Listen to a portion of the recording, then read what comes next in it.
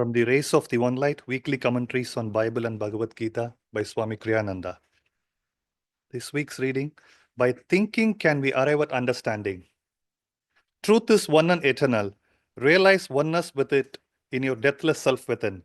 The following commentary is based on the teachings of Paramahansa Yogananda. There are many places in the Gospels where we see Jesus in open conflict with the Pharisees, that is to say, with man-made as opposed to true mystical tradition.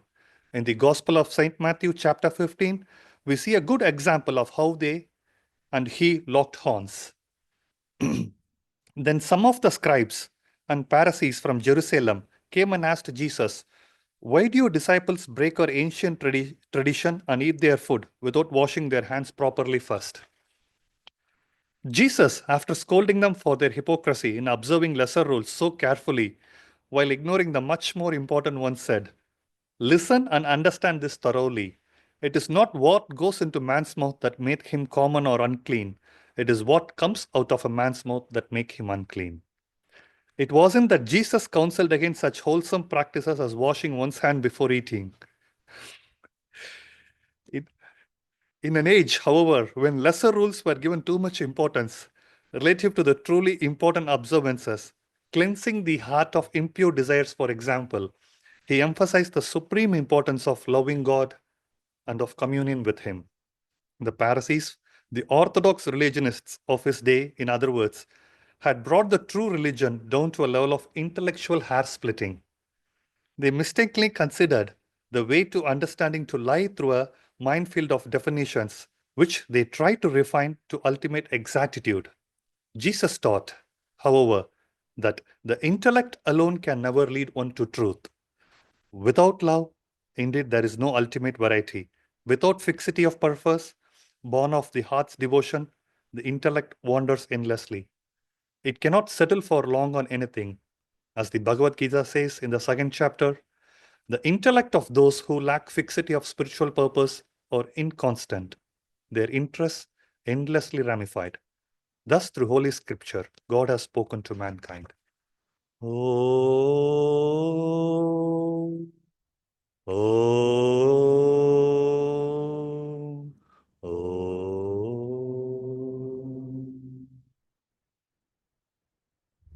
First, from Whispers from Eternity.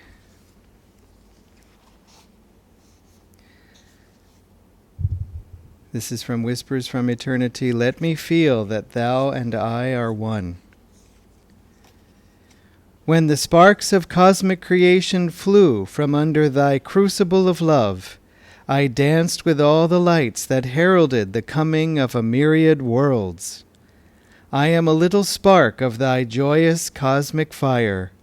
O thou Son of Life, as thy nectar poured into the little cups of human minds, filled with molten liquid of vital sparks, they thought to contain thy golden infinity in the smallness of their human feelings. In each fragile, undulating mirror of human flesh, I see reflected thy restless desire of thy restless dance of omnipresent power. In the lambent waters of life, I behold thy ever-steady, almighty life. Teach me, Christ-like, by the power of concentration, to still the restless storms of desire raging on the lake of my mind. Stilling those waters, I lovingly behold thy unruffled face of cosmic stillness. Cause the little wave of my life to subside, that thy consciousness in me spread out to become thine own vastness. Let me feel my heart throbbing in thy breast, my feet moving with thy energy, thy breath breathing through mine, thy energy actively moving my arms, thy thoughts weaving all the thoughts in my brain. When I cry, thy soft sigh within me wakens to thy joy. In thy playfulness, little bubble visions of thy creation float dancingly in the chamber of my dreams, which manifest in my sleep of delusion. Thy meteoric will choruses through the skies of mine own willpower. Make me feel that it is thou who art I. Oh, make me thyself, that I behold my little bubble of self ever floating in thee. It's wonderful to hear Master's words from Whispers from Eternity, because it keeps the goal ever shining before us. And it's very easy with the events of the week and everything day to day that we can start to think only in terms of breakfast, followed by lunch, and then the almighty dinner, and then, maybe a financial year end and, different things, and it all seems to be the big event instead of the cosmic spark, and thy vastness and so on. And so we need Master to constantly remind us, constantly lift our gaze up to the highest, because he says that belongs to you, that is you. As he said, I am a spark that flew out from you, and we all are destined to return. And it's amazing how when we do meditate and we get still, and which doesn't always happen in meditation, but when it does, we start to feel such a peace, such a joy, such a, I would say, detachment.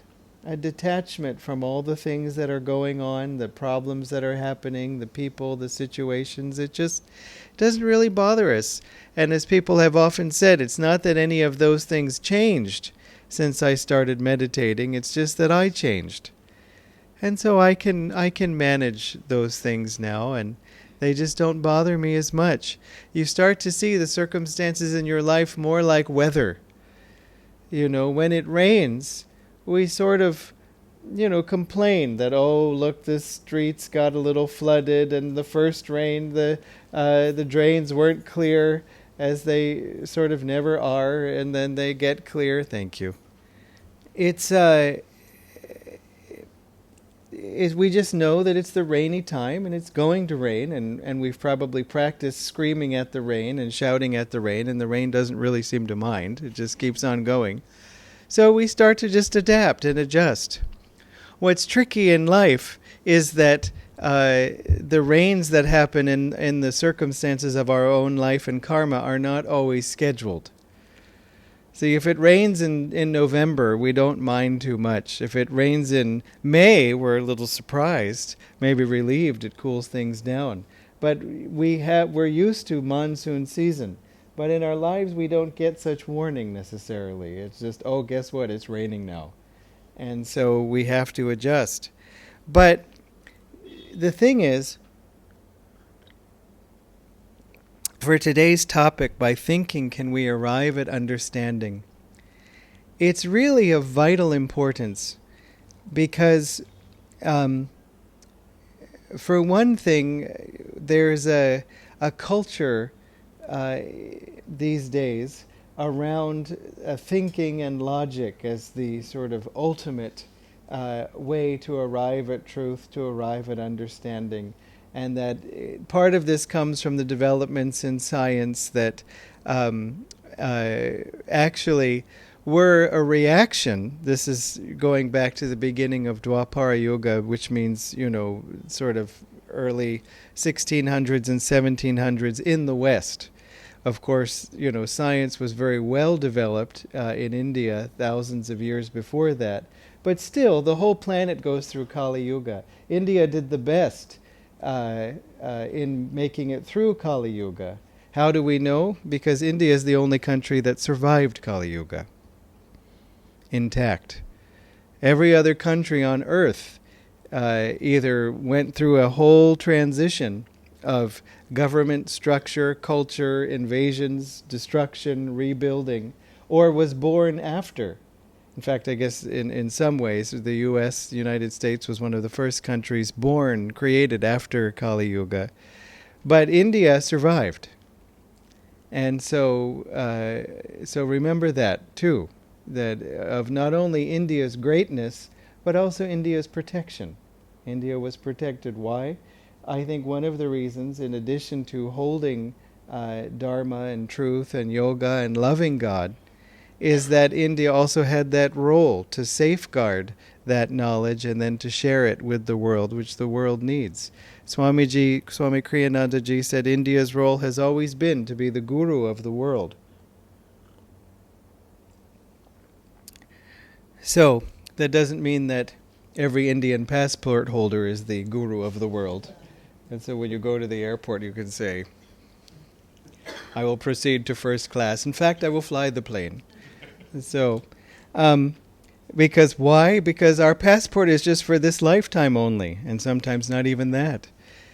You see? And what was our passport in the last lifetime? And what is our passport in the next lifetime? We hope Hiranyaloka, to see Sri Yukteswarji. We hope this can be the last birth on earth, so we can be free. But so in this earlier time, this 1600s, 1700s, there was all of this sort of philosophical claims about life that were not tested. So the story goes, and let's just go with the story since it's a simple way of explaining things. The one thing we have to remember is that there are intelligent people in every age. It can be tempting to think that people in the past somehow were less intelligent than us because they didn't have Android phones. And so how could they possibly know anything?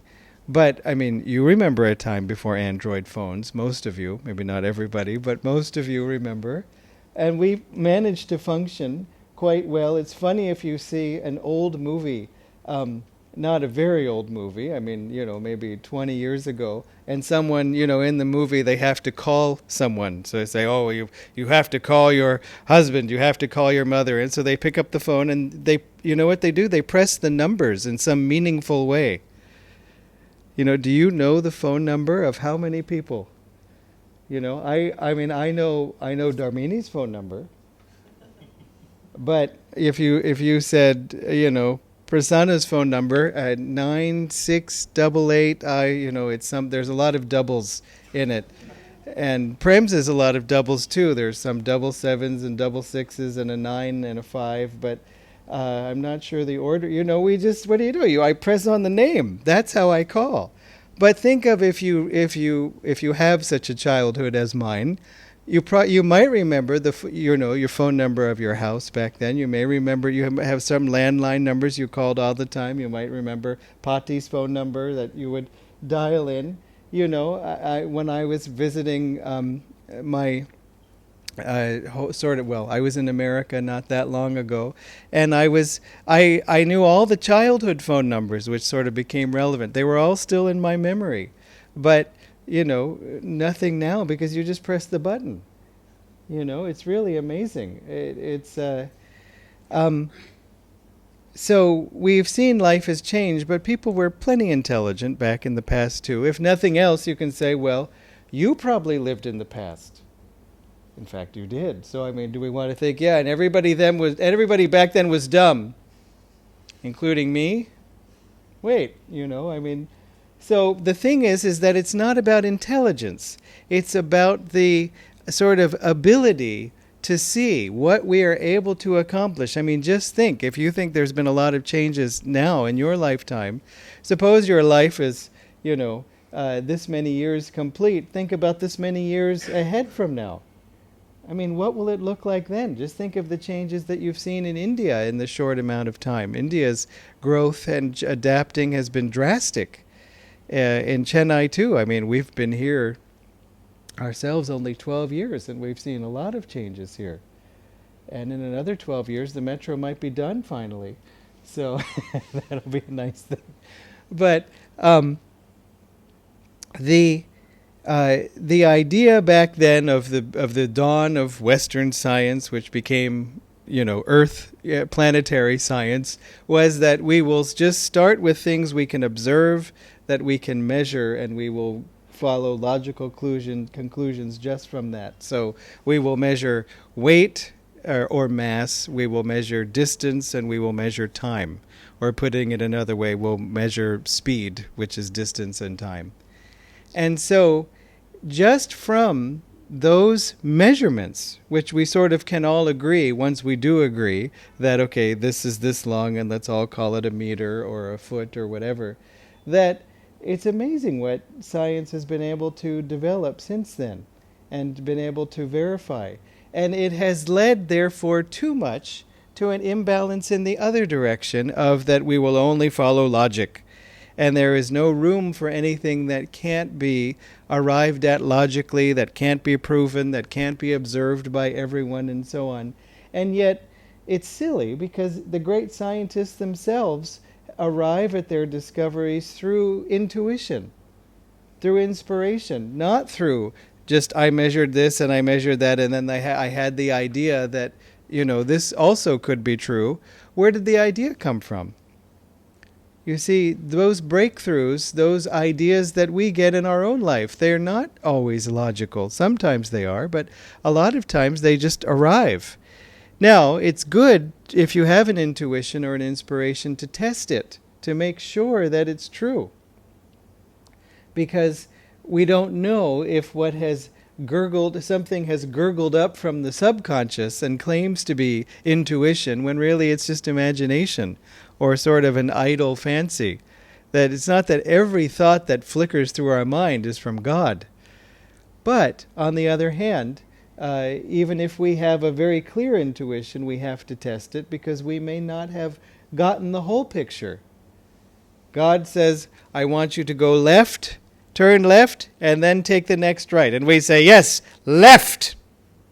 And then we just go left and left and left. And God is saying, right, right, right, right, right, right, Valida.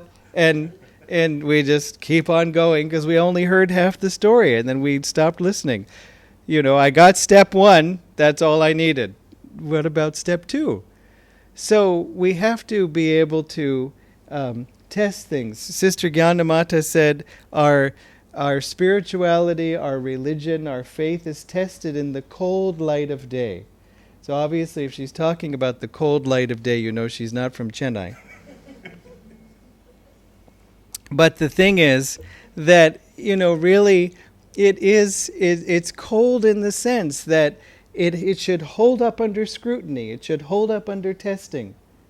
And we should be willing to test it. As Swamiji said, truth is not afraid of questions. If we are, first of all, having the truth, trying to share the truth, and we receive questions, we shouldn't be afraid. We can always say, I don't know. I don't know the answer. And that's the truth too, is to say I don't know. So don't feel also, so another thing Swamiji said, is truth does not require us to become emotional in its defense. If you say, for example, there is gravity. If I don't hold my leg up, it falls to the ground. And someone says, there isn't gravity. You say, look, there is gravity. I promise, I've seen it. No, I don't believe you. Well, I mean, look, you just say, here, lift your leg up and let it fall. Here, let me help you. No, I'm joking. But the thing is that it's true regardless of any of that. Master was told by Sri Yukteswar, why don't you get an astrological bangle? And Master writes in Autobiography of a Yogi, so the conversation goes, he said, should I, Master? I don't believe in astrology. And Sri Yukteswar says, it is never a question of belief. He said, the facts of the cosmos are true, independently of any human belief. He said the law of gravity worked just as well before Isaac Newton discovered it and called it that. And also, when did Aryabhata discover it and call it that? But that was earlier. He said just as effectively before Newton as after Newton. And he said the universe, or the cosmos, would be fairly chaotic if its laws could not operate without the sanction of human belief. And so remember that too if someone argues with you about God, or argues with you about meditation, or spirituality, or your values, your goals. They're true or not, independent of anybody's feelings about it. And again, if you care what's true in life, what's true in reality, that ultimately leads you to God. It has to, eventually, if you want to understand the nature of even truth itself. And this is also the case for everybody. If someone really is seeking the truth, they will arrive there as well. So if they're not seeking the truth, in other words, I had an argument with someone and the person said, well, you have out-argued me and you are smarter than me, but I am still right. And he wasn't right, but he was attached to being right, and there's nothing to say at that point. You can just imagine the sort of image of the person's ears closing. And then you can talk, and there's this big cartoon air bubble outside your mouth, but it's just empty. Because as far as the person is concerned, they can't hear a thing. And don't bother. I don't mean dismiss them. I mean, don't argue needlessly. Don't speak to them about things they're not interested in. It's not worth it. And when you're new on the path, it can be unhelpful. Because you may not have all the explanations. You may not have all the faith yet. And it doesn't mean you should shy away from things. But just that at a certain point, just don't keep on bothering. It's to sort of convince someone. We need to convince ourselves. And we convince ourselves most through our own experience. That's what you can count on. I have done this, it has helped me. And if someone says, I don't believe in all this God, and why don't you wait until you're, 80 years old before you start doing any of these things? And then you can say, well, but I have had anger, I have had fear, I have had, BP, I have had stress. I mean, I hope you have BP, but I mean high BP. And so what I have found is that this meditation calms me. This meditation brings down my stress. This meditation makes it easier for me to think and to concentrate. So if you talk in terms of results, they may be able to relate to that. And, then someone will say, yes, I get the same thing from tennis and so on. And so you say, go enjoy your tennis and go, and let it be. God is keeping an eye on everyone. Divine Mother is working on everyone. How do you know? Because she was doing the same for us. Wasn't there a time when before we came onto the spiritual path, or this spiritual path? There was a time certainly in my life when people talked about God and I said, I just not interested. Because whatever I had heard of God till then, I found unattractive. It was not God's fault. There was just sort of some bad, PR agents at that time. But, when I heard from the right PR agent, then I said, no, this I'm interested in. When the right marketing techniques reached me and they worked on me. But, and also at the same time I was motivated. I was looking for God. Why? Because I was suffering.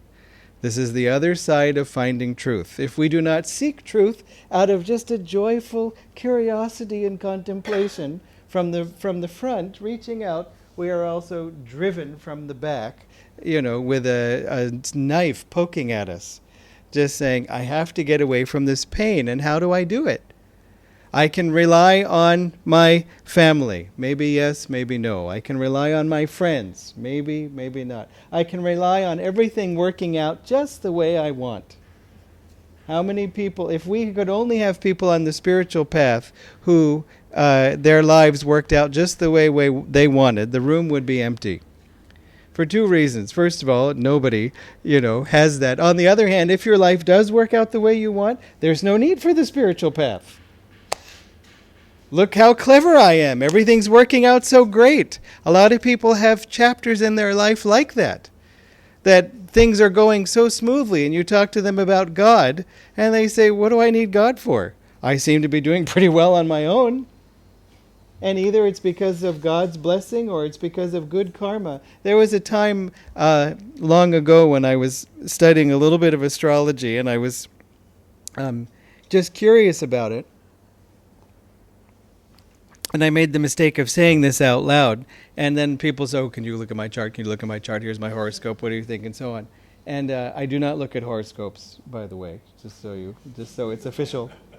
But at the time I did, and anybody who was showing me that, there was always one planet sticking out very clearly. Can you guess? Shani.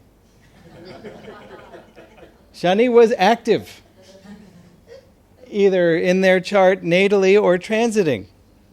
Why? Because that was the motivation. Can you tell me what's wrong and how long it's going to last? Some people would ask, what can I do about it?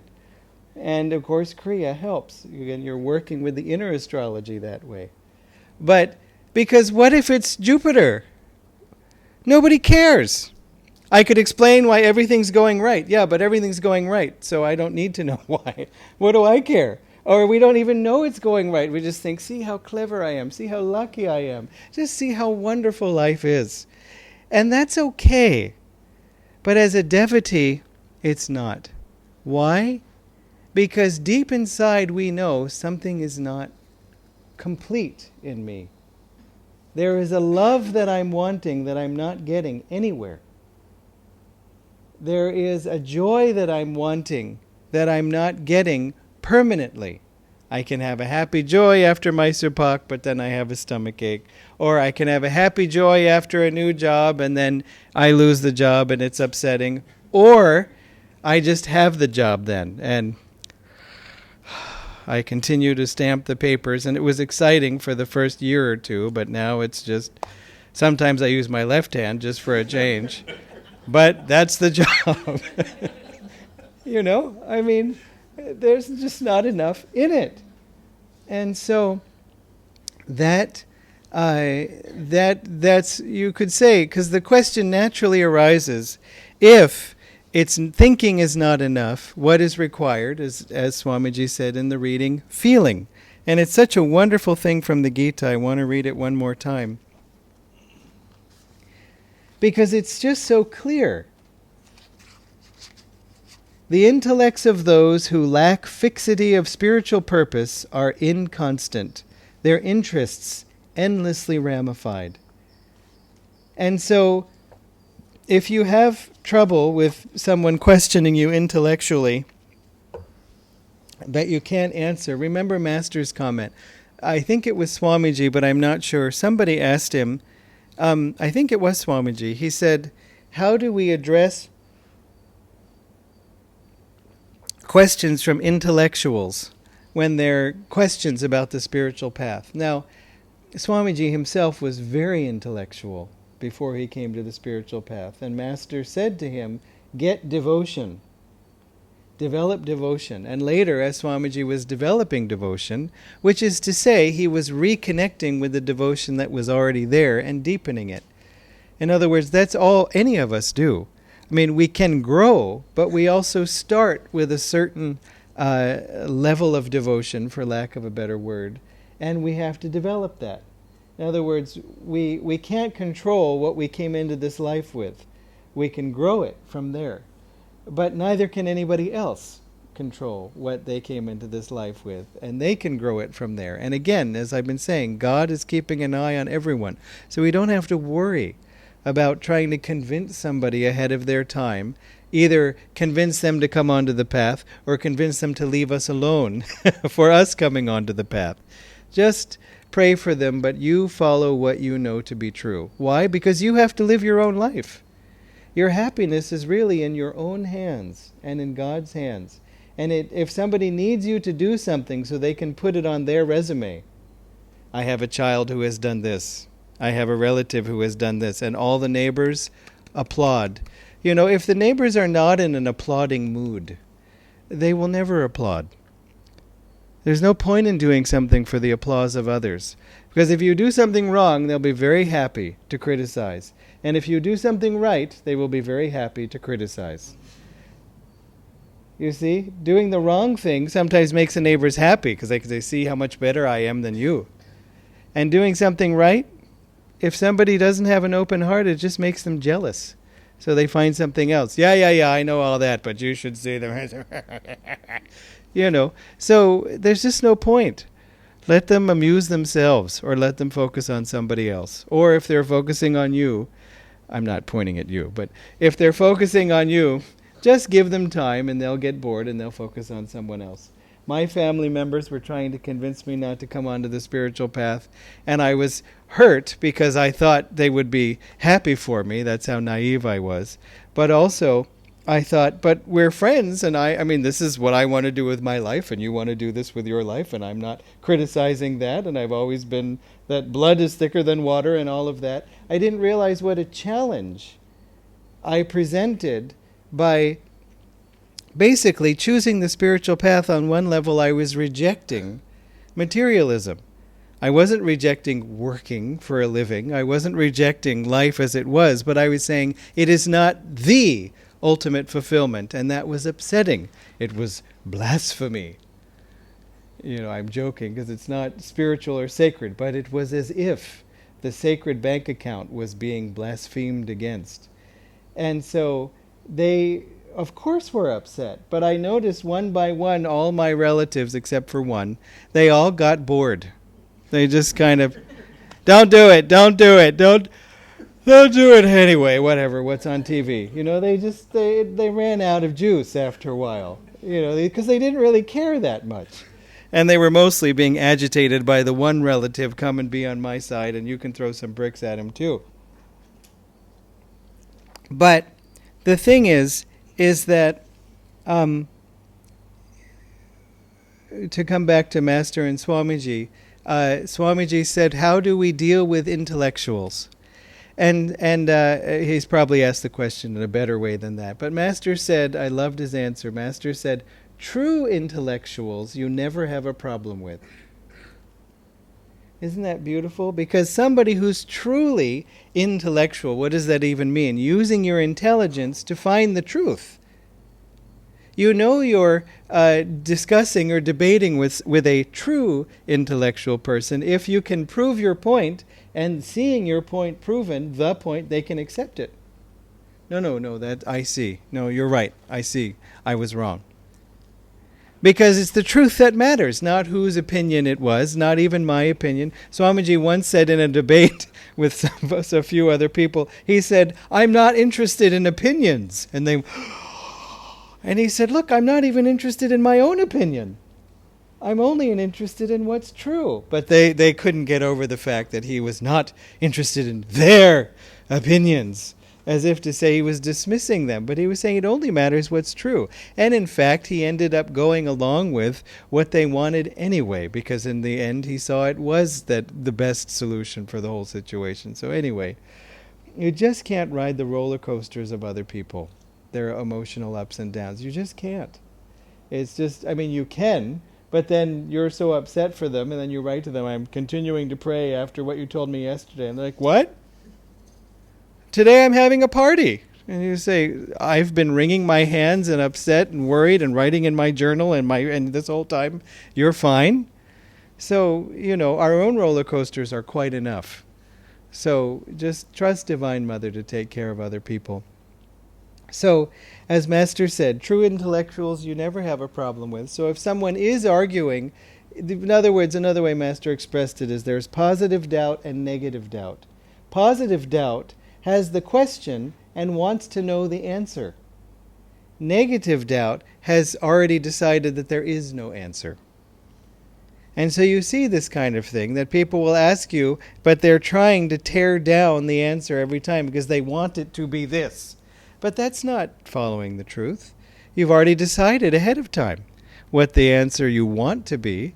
6 + 7. Purple. That's my answer. Could we at least have a number? Nope, it's always purple. Okay, then just let them be purple. And, talk to them again in a year maybe. So, the thing is, if we need devotion to have fixity of purpose, to have constancy in our intellect, why? Because without devotion, the heart is restless. And if the heart is restless, the mind has to be restless. The mind always follows the heart. So this is helpful for you if you find your mind is not working on any particular day. Ask, what's wrong with my heart? Is there something wrong? Am I hurt by something that somebody said? Am I just kind of feeling dry? Am I feeling fatigued? Am I hurt by something somebody said a year ago? And I've just been keeping it sort of under the rug and I'm not looking at it, but it's still there and it's bothering me. In other words, try to open the heart. Someone was asking me recently about opening the heart. How do we open the heart? And it was sweet because I know the man and his heart is quite open already. But it's just, what do we do to open our hearts? So one thing we need to do to open our hearts is feel. We have to be able to feel. If we don't feel anything, if we feel numb, you say, I just don't feel. I know some people feel, I don't feel. Swamiji explained, numbness is not a lack of feeling, an absence of feeling. It is trapped feeling. If we are numb, it is only because there are feelings that we are holding in, holding back, suppressing, keeping locked up, even from ourselves, perhaps. Sometimes we're in a situation where we can't say what we feel because the people just don't want to hear it. And how do you know? Because you've tried. But sometimes we even keep it from ourselves. And so just to relax, to say, what's in my heart? Meditation helps. Energization helps. What part of energization? Can you guess? What part helps you to feel? Relax and feel. It's in the statement that the easiest way to develop feeling is to, if you can't feel, is to energize. It sounds funny at first. First, I mean, it doesn't sound that funny, because you might think I might say meditate, chant. These are helpful too, obviously, and do any of them.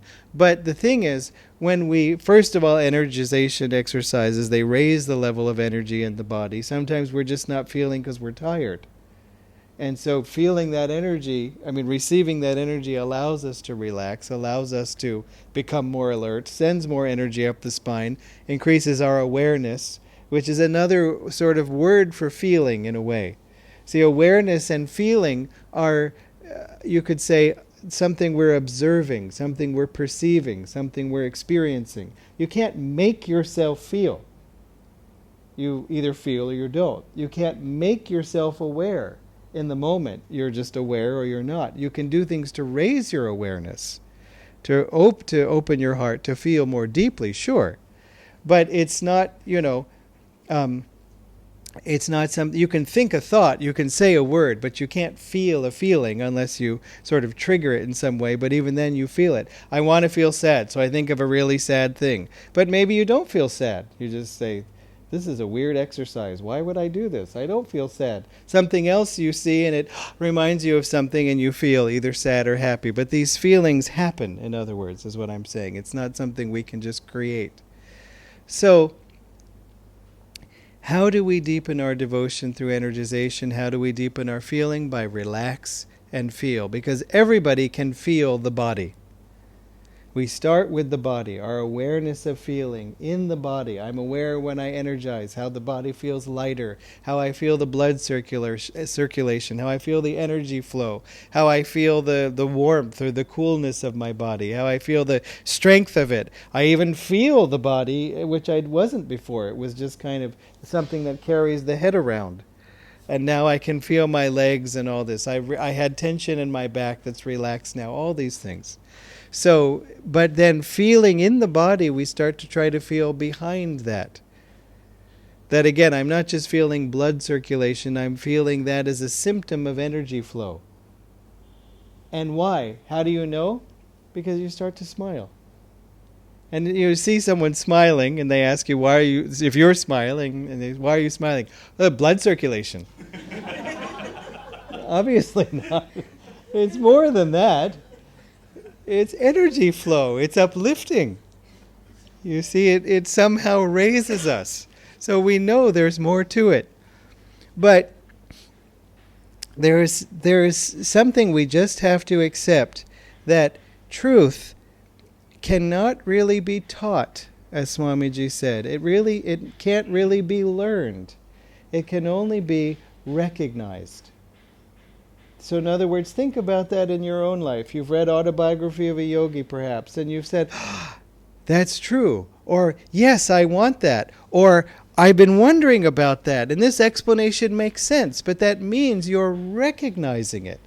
What does recognize even mean? Like cognize, think again, see again, a second time, or many more than a second time. But seeing it again, meaning you already saw it first, but maybe forgot it. You already thought it first in the last lifetime and said, please remember in 2025 this thing, and we forget.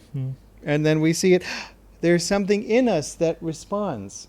How do you know? Because you might have also seen other people read the same book and go, go back to the Jangri. I just want the Jangri. I was talking about Jangri this morning at the fire ceremony. I realized not everybody was here. So, Jangri, yeah, no. Just that they're just not interested. It doesn't grab them. They are not recognizing it. And that's just fine. Maybe they have another spiritual path. Maybe they're not focused on the spiritual path right now. Again, everybody gets the motivation in time. So we have to accept that we should focus on ourselves. What can I do to grow? What can I do to find more peace? And try to radiate that peace to others. Try to be a channel for God to help others. Try to, if somebody's interested, try to help them. But how do you know if someone's not interested? Because you find yourself doing most of the talking and saying the same things over and over again, hoping this time it will finally get through. Better not. Just give them time to digest. Believe me, they're aware of what you're doing. Like I told you, I think even last week, when my cousin was having high blood pressure, and I said, there is one thing that could help you, and she said, don't say it. She knew that I was going to bring up meditation, and it was just like, they're very aware. And if they're, not talking about it, they're still aware, especially of the changes. Now, a good-hearted person will be appreciative of how it's helping you. And I remember even once somebody was furious with me for being spiritual, but he concluded, well, I'm not spiritual, but you're spiritual enough for the both of us. So sort of like maybe what you're doing is helping me too by extension somehow, like as a relative or something. And sadly, it's true. It's true. Master said when one soul finds liberation, that 7 generations in both directions are blessed in that way. Swamiji asked another saint, because he hadn't thought to ask Master, but what does it mean? Because Master said 7 generations forwards and backwards are liberated, I think is the phrase he used. And Swamiji thought it doesn't seem really fair. We work, the saint works so hard to find God, and that everybody else, just because they have some DNA in common, also gets uplifted and liberated too. You don't even have to do anything. You just say, okay, can I be born into Master's family in the next life? And I'll go have a lot of fun and drive a bunch of cars. And then, he's liberated and so am I. It just doesn't seem fair. And the saint said, no, it's not like that. His name was Sri Rama Yogi. In fact, he lived near Nellore, not far from here. And Prem and Vidya, did you go there? They went to the ashram where he had been. And he was no longer alive, but the translator who had translated between Swami Kriyananda and he had met Swamiji, right? Yeah, who had translated for between this conversation was still alive. And so he remembered Swamiji, and so they got to meet him. He left the body a few years ago. So the saint said, no, it's not like that. The saint is liberated, but it's not that everybody in the family is liberated, but it's more that they are sort of spiritually elevated. He said, similar to when someone becomes the prime minister, it's not that everybody in his family or her family becomes prime minister, but sort of by association. They're kind of fancy now because they're related to the boss. So it's that kind of a thing. And don't worry, it's not arbitrary. The family that you have is not arbitrary in probably almost every case. Why do I say probably? Because one person said to Swami Kriyananda, look, the family that I have no connection to. As soon as I was old enough, I left the house. I came, to follow my spiritual path. They're not interested in me. I'm not interested in them. What's the karma there? And Swamiji said, sometimes you just need a body. Sometimes you'd like, oh look, Yogananda's, Kriyananda, okay, look, I need, what, is there a flight to Earth? Okay, fine, whatever, we'll just take it and go. But that's not common. Usually there is some karma to work out. Maybe not the karma you think, though. So keep that in mind too. Someone recently was telling me, as I think I've told you all, that I think my karmic lesson with my family is this. And I said, I don't think so. And I said, because if you can figure it out that easily, it's probably not the answer.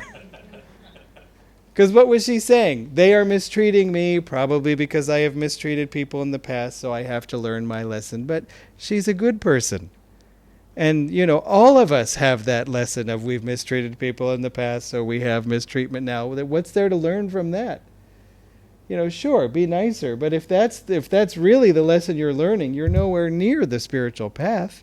You're not interested. Maybe not criticize people with our thoughts. Sure, maybe that's a reasonable step. But even that, usually it's having too much sense of responsibility. If someone's mad at me, it must be my fault. Not necessarily. It's your karma. It's ours to work with. How do we find a way through that? But it doesn't mean it's just someone else's opinion. How do you know? Because if they're not mad at you, then they're mad at somebody else. Is that your fault? Is it the other person's fault? And also we ourselves. If we're, think about that the next time you call customer service to complain. This poor person on the other end, you know what they heard before you called? Complaint. And who is going to call after you? More complaints. So just be patient. I remember we had some problem. Somebody shipped us something cold in dry ice that was exposed. It wasn't like wrapped in something. And we didn't realize it, and we reached to touch it. It burns your skin. It's dangerous to touch dry ice. It's that cold, and it burns the hand. And so we called to complain that this wasn't safe. And the person called back, we sent something, and I'm sorry, so sorry that happened. Could you send a picture of it? Because we need to have the shipping people. Yeah, and I really apologize. And I said, just make sure to let them know. And I said, do you have a cold? Yeah. I said, well, I'm sorry. I hope you feel better soon. Thank you. It's just sort of like, she was going through a bad day too, And so, she could have called and complained to me. Could you just not complain? I'm sick today. So always be aware of other people's realities too. I don't mean to be insensitive, but your job is yourself.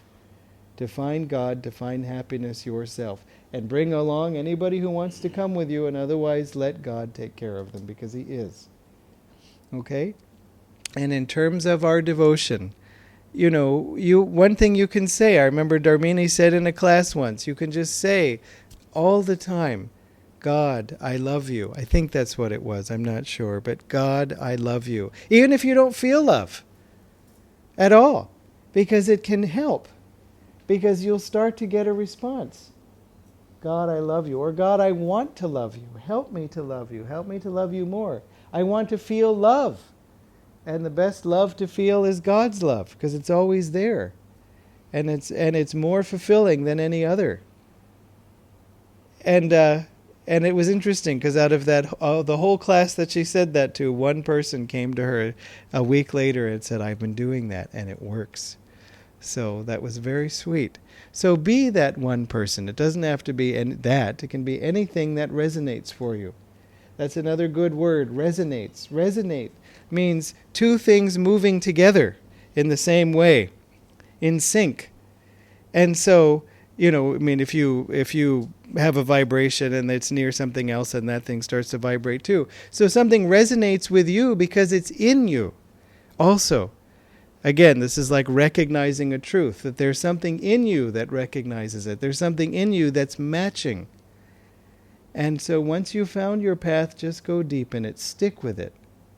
And if you're still searching, then that's okay. Search for something, for a place that really fits you, that helps you to feel that you're at home and that you're comfortable and that you're safe. But most of all, just love God. Ask God, how can I love you more? Do the things that uplift you when you don't feel love. And pray for everybody else, but they have an amma. We are not the amma of the world. Everybody has their own amma, and even if they don't, We all have the big Amma, and so she's taking care of everyone. Okay? God bless you.